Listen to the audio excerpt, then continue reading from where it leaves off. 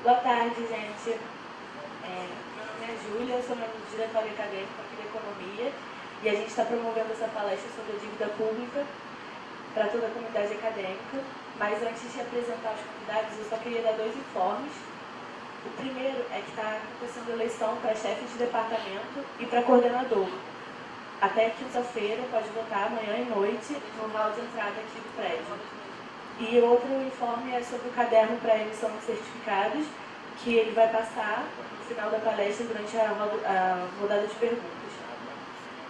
Então, a gente queria ressaltar que na organização dessa palestra a gente prezou muito pela pluralidade, por isso a gente convidou assim, pessoas com posições distintas.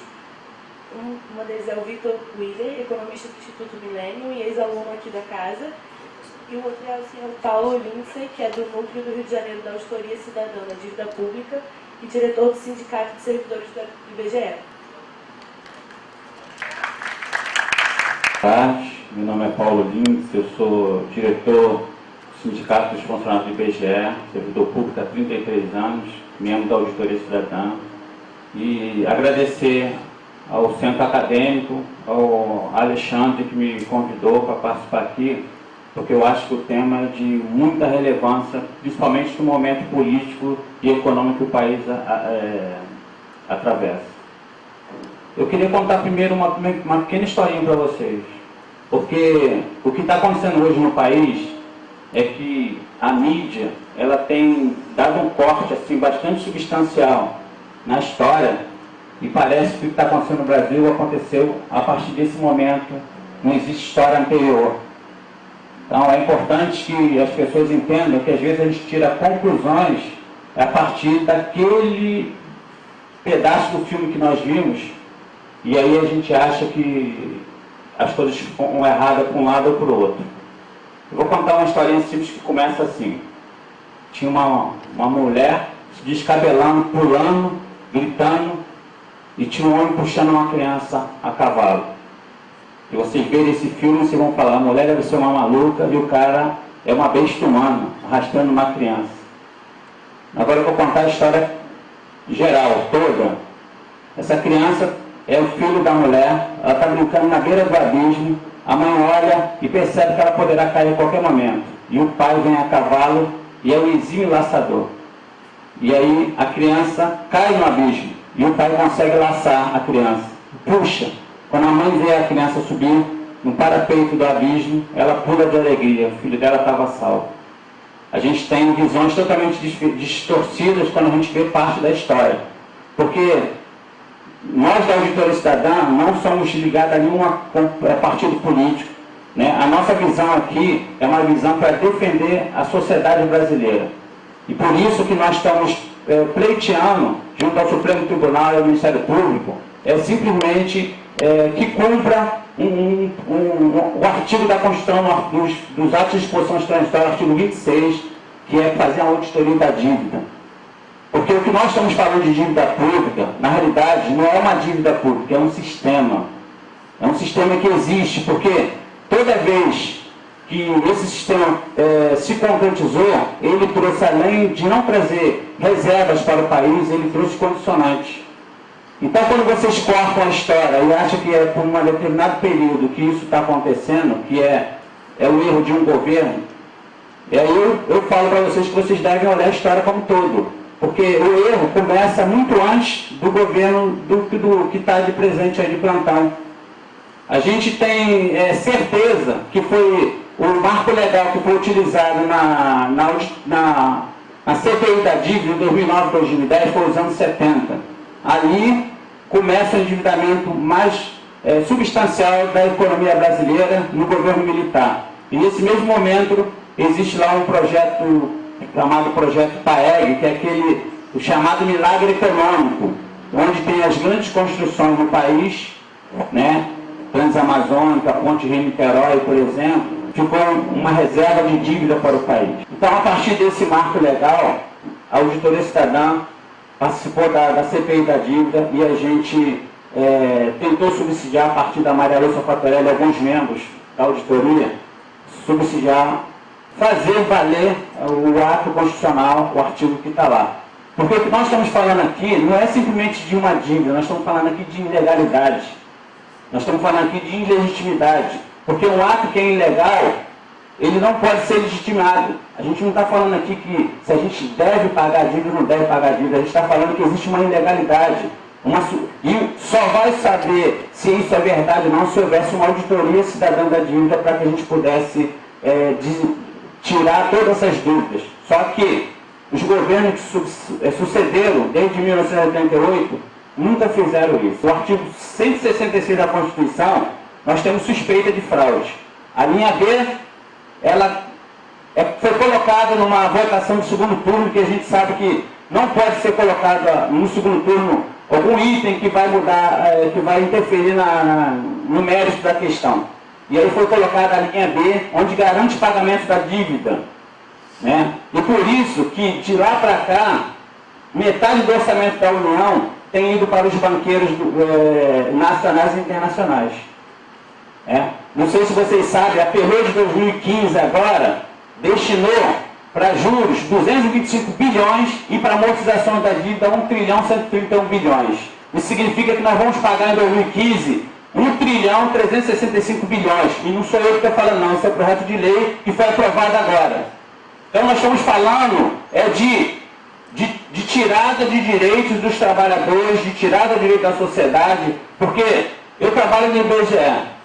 Hoje, 6 mil trabalhadores do IBGE são temporários, porque o projeto que existe hoje no governo, e nos governos que sucederam, nos governos neoliberais, foi tirar direitos dos trabalhadores, tirar direitos. Então, hoje, a massa de trabalhadores do IBGE, do quadro permanente, está sendo aposentada e está diminuindo, e a massa de trabalhadores temporários está crescendo. Então nós, a Auditoria Cidadã, estamos tentando mostrar aos trabalhadores e à sociedade como um todo como o tema é relevante. Porque hoje, a nossa dívida externa, que o Lula disse que pagou em 2005, que o Lula foi para a televisão e falou que não pagou, hoje ela está em 554 bilhões de dólares. Se você botar isso no câmbio de ouro atual, não dá 1 trilhão e 700 mais ou menos. E a dívida interna, 3 trilhões e 300 mais ou menos. Então, se você somar essas duas dívidas, que é o estoque da nossa dívida, ela é mais do que 85% do PIB. Então, é por isso que o país não consegue avançar. Aí nós vamos ver para a educação, que houve um corte agora bem grande. Quando você fala de superávit primário, nós estamos falando aqui de juntar dinheiro para ajudar a pagar dívida. Isso significa corte, tirada de direitos dos trabalhadores, seja na educação, seja na estrutura do país. Porque se não tem problema de dívida, então como é que tem tanto corte dos orçamentos, como é que nós temos uma saúde tão debilitada, como é que nós temos uma educação tão ruim de qualidade, e como é que nós temos um país que mais de 60% da população não tem saneamento básico. Nós vivemos um grande paradoxo, nós somos a 7ª economia do mundo. O orçamento da União para 2015 é 2 trilhões e 900. 1 trilhão e 300 será destinado para os rentistas nacionais e internacionais. Nós temos até um programa de literatura. Hoje nós não sabemos o que é dívida externa e o que é dívida interna. Porque nos livros dizem bem claro que dívida externa seria pessoas morando fora do país e moeda estrangeira, dólar. E a dívida interna, pessoas residentes no país, e seria real. Hoje você tem dívida externa feita em real e tem moradores do país que têm dívida externa e moradores estrangeiros que têm dívida interna. Então até essa questão de denominação, ela foi jogada no chão. Existem várias ilegalidades na nossa dívida. Por exemplo, o chamado anatocismo, que de fato na súmula 121 deixou claro que nós não podemos ter juros sobre juros nessa condição, aqui juros sobre juros, porque se nós temos um pagamento, uma amortização de uma dívida, qualquer mortal de nós aqui que se amortizarmos uma dívida, isso significa que nós estamos pagando o principal. No Brasil amortiza e a dívida cresce, alguma coisa está errada. Ano passado, 2014, o governo pagou 978 bilhões de juros e amortização da dívida. Significa que daria para comprar quase 3 Petrobras.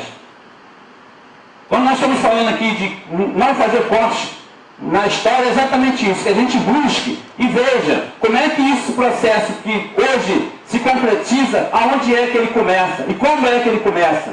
Começa nos governos militares, ele começa a tomar corpo no governo de Collor de Mello, quando vem as privatizações, cresce no governo Fernando Henrique,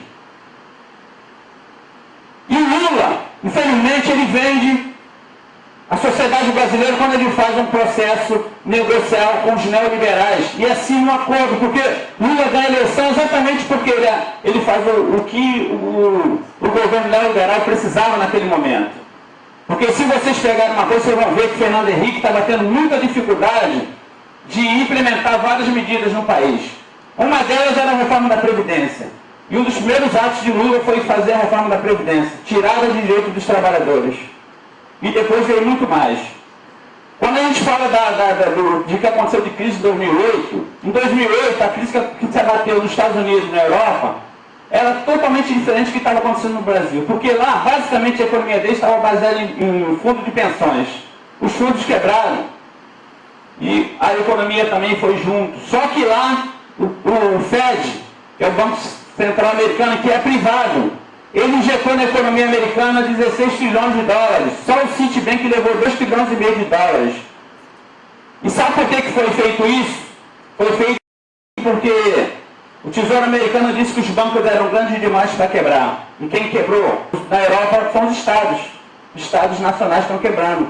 Porque o banco não pode quebrar. Então, quando os bancos não podem quebrar, o Estado quebra.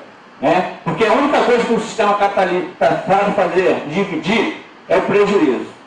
Quando o prejuízo bate, aí o Estado é obrigado a cobrir o prejuízo dos banqueiros, dos rentistas. Quando tem lucro, ele não é dividido com a sociedade. Quando o Lula foi em 2005 e disse que pagou a dívida pública, né, foi para a televisão e falou, muitos de vocês acreditam nisso. Só que a nossa dívida externa está aí, ó, 554 bilhões de dólares. Quando ele colocou aqui a questão da dívida líquida, você sabe quem usa o termo dívida líquida? É só o Brasil. Porque a dívida líquida é um termo contábil e estatístico. O Brasil simplesmente pega todos os recursos de reservas cambiais, de empresas devem, países, que são juros bastante irrelevantes, e deduz isso da dívida bruta, mas nós pagamos juros em cima da dívida bruta.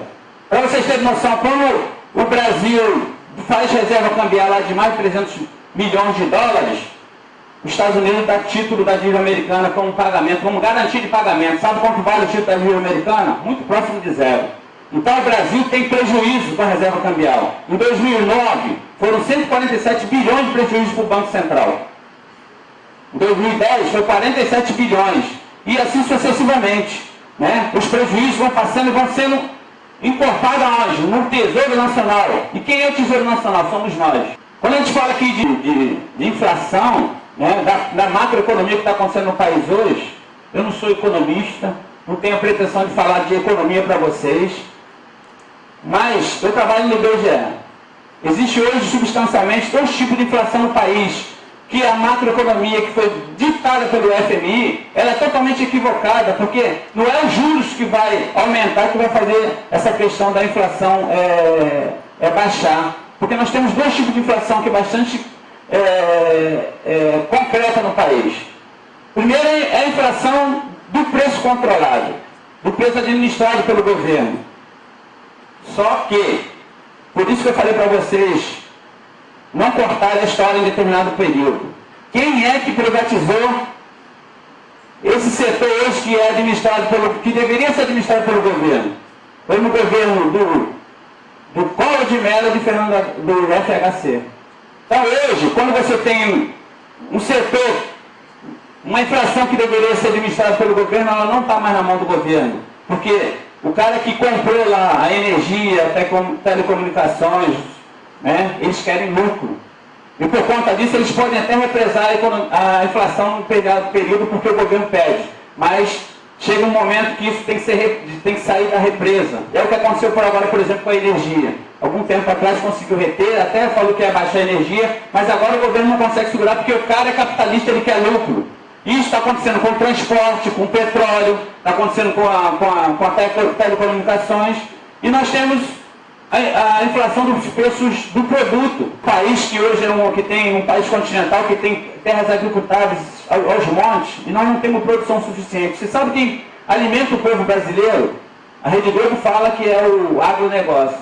Eu que trabalho na IBGE falo para vocês que é o pequeno, médio produtor e a agricultura familiar. Porque o agronegócio ele produz produtos para commodities, tá? Para garantir superávit primário, garantir riqueza. Então, companheiros, existe uma situação que a gente deve analisar não só tecnicamente, a gente tem que analisar politicamente como é que essa questão é dada dentro do país.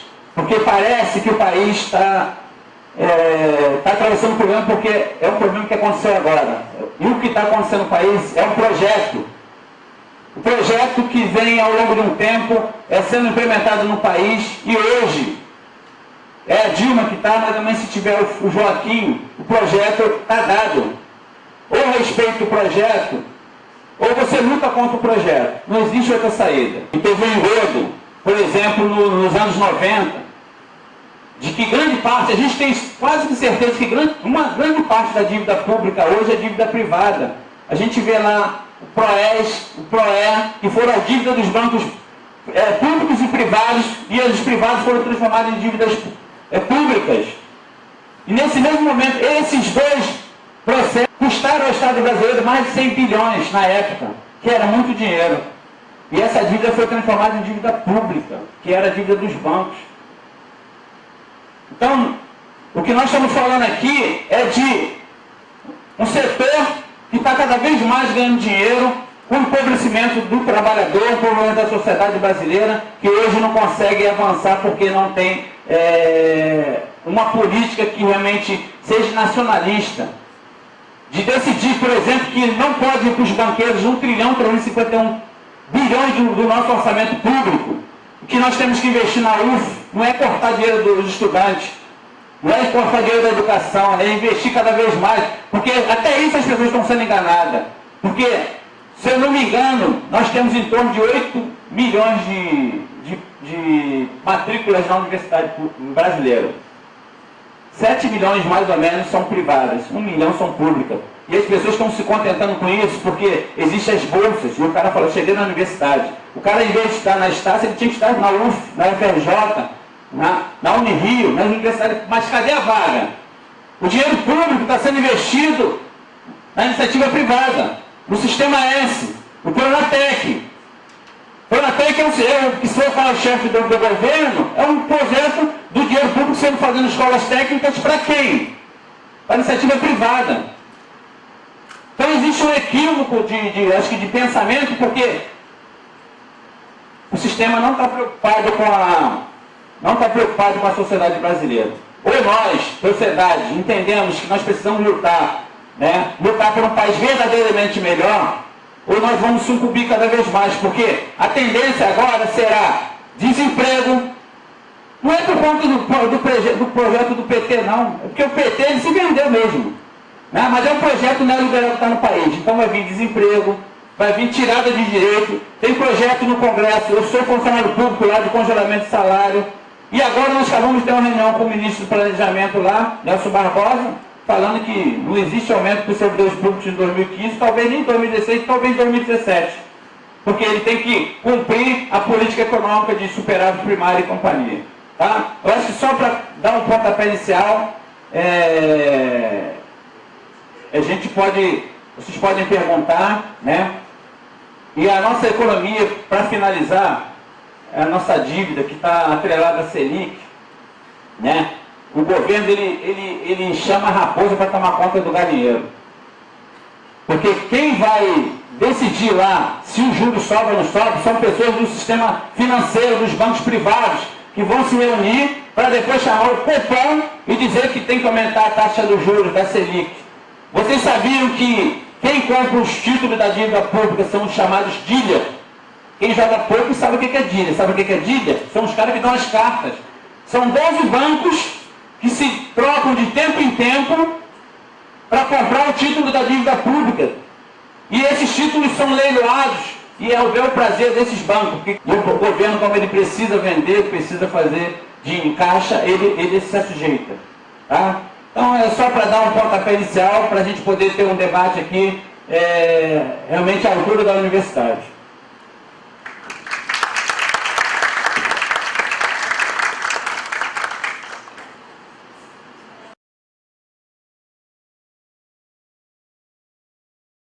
Em relação ao crescimento do país, hoje o governo ele está totalmente subjugado pela política, né? Porque como o governo hoje ele ainda tem maioria, ele infelizmente ele está fazendo aquilo que o mercado fala, porque quando fala de mercado, nós não estamos falando aqui de sociedade não, nós estamos falando aqui mesmo do sistema financeiro, né? Porque é o que dita o mercado, é o que dita as regras do mercado. Infelizmente, as medidas que o governo está tomando hoje, elas não têm estratégia. O governo está sendo direcionado, pressionado por um setor político majoritário hoje que está direcionando a economia do país. Boa tarde. Eu pergunto para o Paulo. Bom, primeiramente, eu vou dizer que talvez você não vai gostar muito de mim, porque eu sou rentista também, mas eu gostaria de saber se, quando vocês veem essa trajetória da dívida e tal, se vocês não procuram estudar a trajetória da dívida de outros países. Por exemplo, eu invisto num título chamado NTNB, que é misto, né? Parte é inflação e parte é pré-fixado. Assim. Então, hoje em dia dá uns 6% real, assim, que assim, todo investidor ele olha o quê? Ele olha o rendimento que ele vai ter e o risco. Como o risco de você investir para o governo é muito baixo, então assim, 6% é um rendimento bom. Mas, por exemplo, se você for parar para ver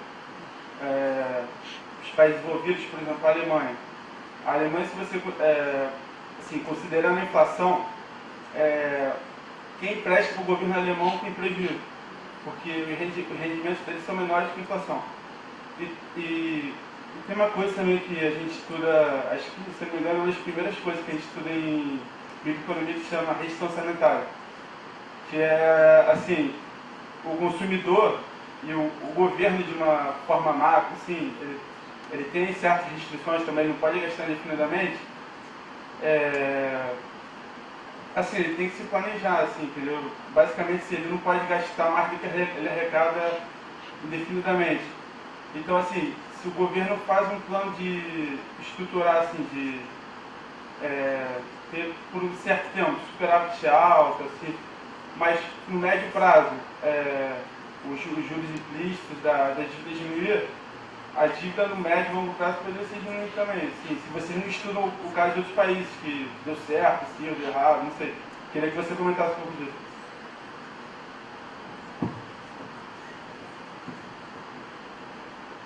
Sim, a Auditoria Cidadã ela tem participado, inclusive agora a Maria Lúcia Fatorelli ela foi convidada para participar da comissão que vai fazer a auditoria da dívida da Grécia, né?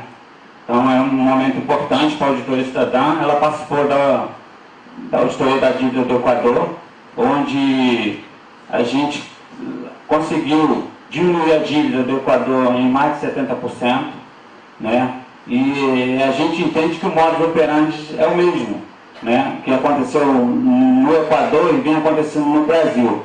Porque, como eu falei daqui, por exemplo, da questão da crise em 2008 e 2009, né, que aconteceu na Europa e nos Estados Unidos, agora no Brasil, ela está sendo gestada para ser transportada para o Brasil. Por quê? Porque, não sei se vocês sabem, vários fundos estão sendo criados no país ou foram criados. Fundo Soberano, Fundo do Pré-Sal, Fundo PESP.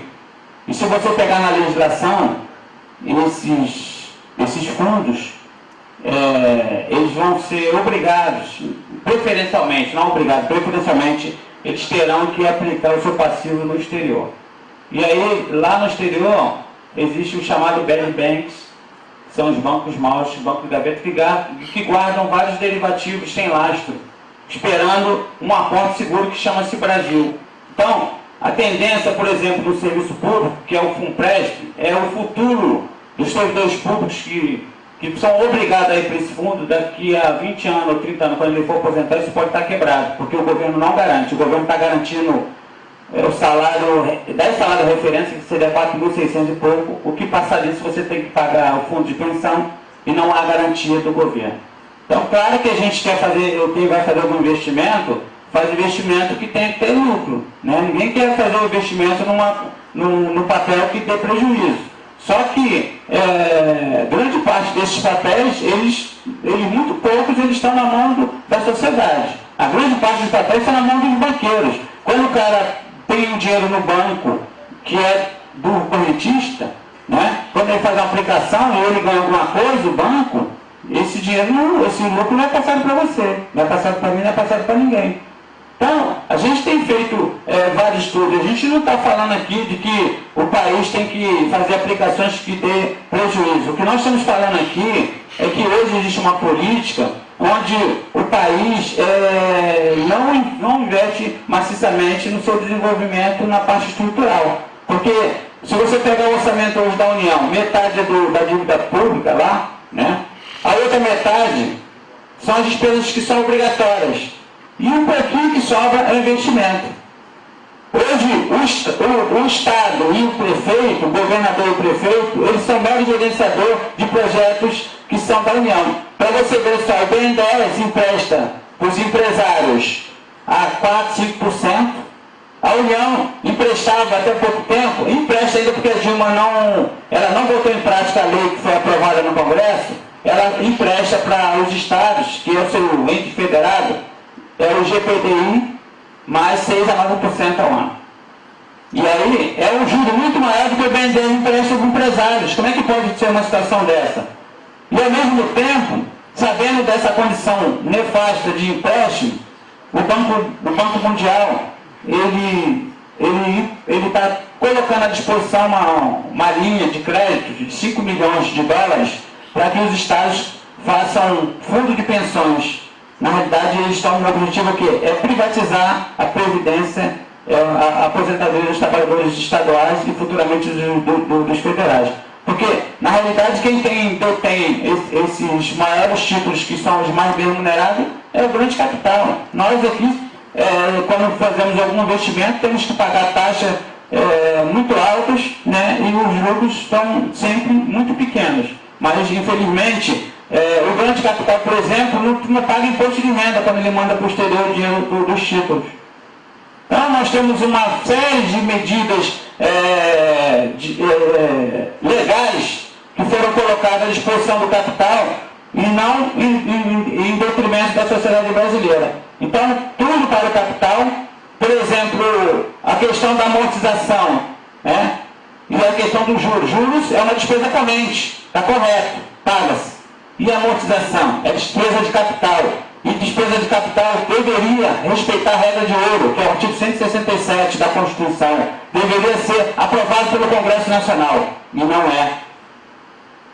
Então nós estamos falando aqui de ilegalidade. Por isso que nós, da auditoria, quando colocamos aqui, que nós queremos fazer uma auditoria para mostrar a ilegalidade em identidade da dívida e em fazer cumprir a Constituição, é exatamente por isso. Porque a gente vê que várias medidas que deveriam passar pelo Congresso Nacional e deveriam passar pelo governo não passam. Eu não sei se todos sabem que em 2003 foi criada uma cláusula chamada cláusula CAC. Essa cláusula é uma cláusula de ação coletiva que foi criada e a partir de 2003 elas foram introduzidos os títulos públicos. O que significa essa cláusula? Significa que os 85 maiores credores da dívida pública que terão direito de arbitrar sobre ela. Se vier um problema de pagamento de juros, quem vai arbitrar não é o Congresso Nacional, não é o governo brasileiro. Nós perdemos autonomia sobre a dívida brasileira. Será esses credores que levarão por fora em Nova York, como fizeram com a Argentina. E se nós não pagarmos os juros que foi pretendido, nós teremos que pagar o serviço da dívida toda. Essa cláusula foi introduzida nos novos contratos. Página para você, não sei se vocês têm esse conhecimento, mas em 2005, quando Lula pagou a dívida, ele antecipou o pagamento de juros de títulos. E como o mercado não queria essa antecipação, porque isso daria desconto, e para não frustrar o mercado, ele pagou ágio de 70%. Né? E nós temos suspeita que em 92 houve uma prescrição da dívida, como houve em outros países, porque o modus operandi é o mesmo. Tá? Então o Brasil, pelas leis internacionais, ele não deveria mais pagar dívida porque ela prescreveu, só que o governo brasileiro abriu mão dessa prescrição. É uma suspeita que nós temos, nós não temos essa certeza porque, infelizmente, na CPI da dívida, diferentemente do Equador, não foi dado o direito de olhar todos os documentos que fossem necessários para tirar essa conclusão. Mas no Equador, que a Maria Lúcia participou e ela teve acesso, ela conseguiu ter acesso e lá houve a prescrição, né, do governo equatoriano de plantão naquele momento sobre a questão da dívida. Tá?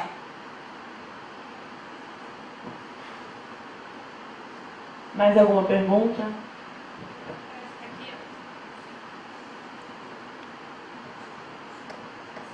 Oi. Vamos para o São Paulo agora. São Paulo, né? São Paulo. Eu tenho uma certa dúvida com relação a essa auditoria de vocês que vocês estão fazendo. Como vocês veem a constante política monetária, política econômica que tem sido usada para controle de taxa de inflação pelo governo, pelos governos que vem acontecendo, tornou-se método prático de controle de taxa de inflação, o uso da elevação da taxa de juros e visando restringir provavelmente uma demanda que estivesse super elevada. O senhor, como auditoria que o senhor vem comandando, vê o recorrente uso da taxa de juros como medida prática para controle de inflação?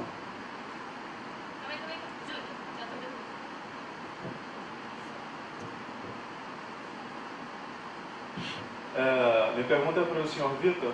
Também sou de Relações Internacionais, então eu vou... É Vitor? Não sei. Também sou de Relações Internacionais, então eu gostaria de fazer uma pergunta um pouco mais abrangente. Em momentos de crise, no qual se faz necessária uma correção do balanço de pagamentos, é difícil conseguir algum tipo de ajuda externa devido às medidas ortodoxas do FMI, que acabam prejudicando economias de países desenvolvimentistas, tais como os BRICS. E com a formação do Banco dos BRICS, eu queria saber se você acha que existe um potencial para que exista uma alternativa mais coerente para esses países, ou pelo menos um maior poder de barganha frente ao FMI.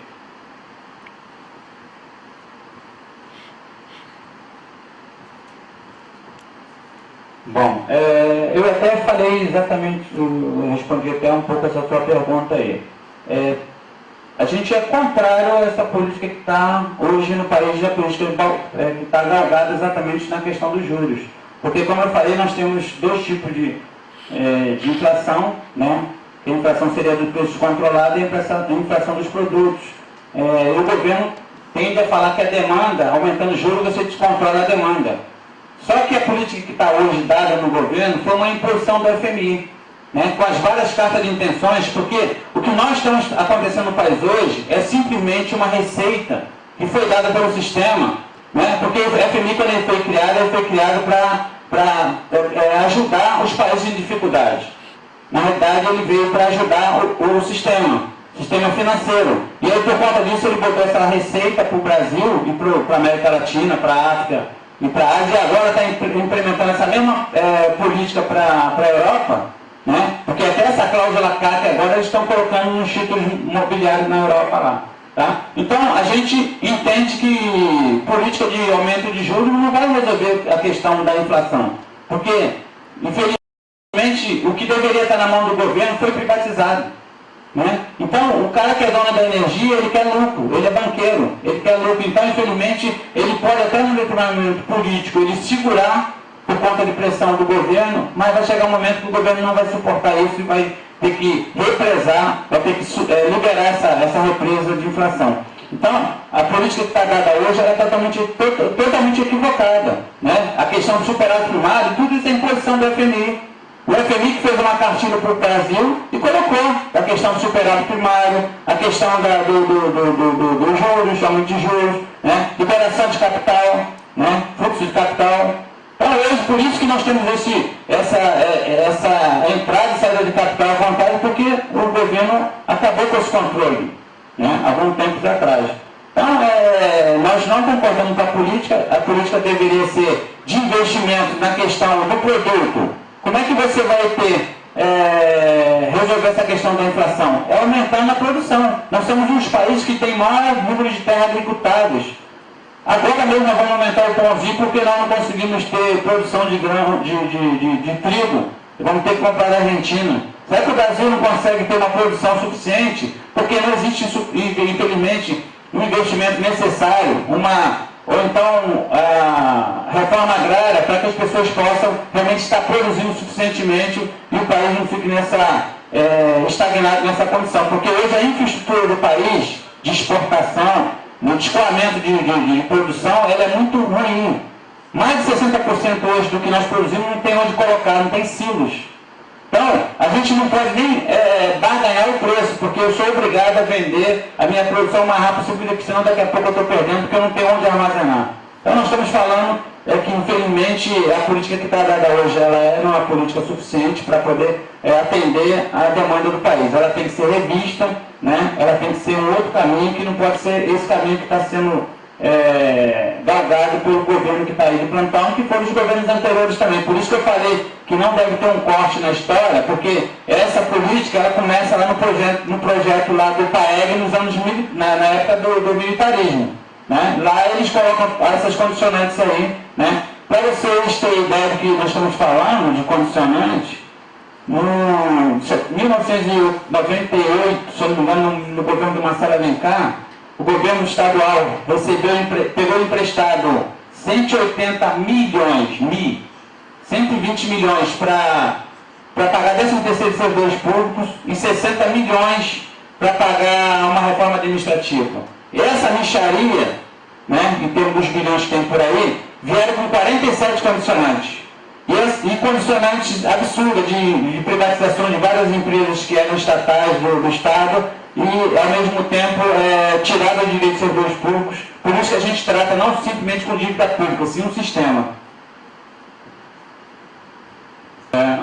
Só queria botar mais um elemento que acho que é importante, que a dívida pública ela estoura nos anos 70, né, nos anos 80, quando a gente tinha lá uma dívida que tinha um juros flutuantes, e esses juros que foi emprestado um grande número de capital americano e de dólar para os países subdesenvolvidos, África, Ásia, Brasil, América Latina como um todo, que eram juros de 4% a 5%. Mas como os juros eram flutuantes, eles chegaram a quase 20%. Então, nos anos 80 para 90, a dívida explodiu e os países quebraram.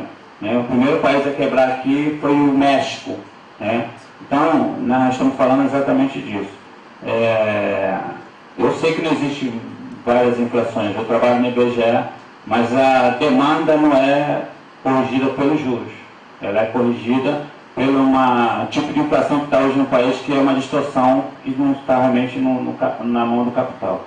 Eu quero agradecer ao BCE, acho que é importante os antagonismo de pensamento, porque é só assim que a gente vai crescer. Eu acho que é importante a presença aqui do companheiro aí, né, do Vitor, trazendo o pensamento, né, que ele defende, e eu defendendo o pensamento da auditoria cidadã.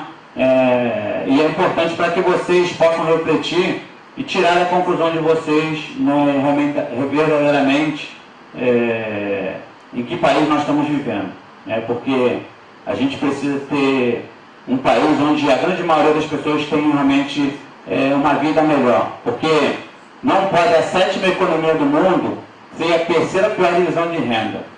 Alguma coisa está errada. Né? Não pode a 7ª economia do mundo ter mais de 60% da população que não tem saneamento básico. Não pode a 7ª economia do mundo ser o penúltimo lugar na educação. Alguma coisa está errada nessa economia, né? E a gente precisa resolver. Tá? Muito obrigado, um abraço.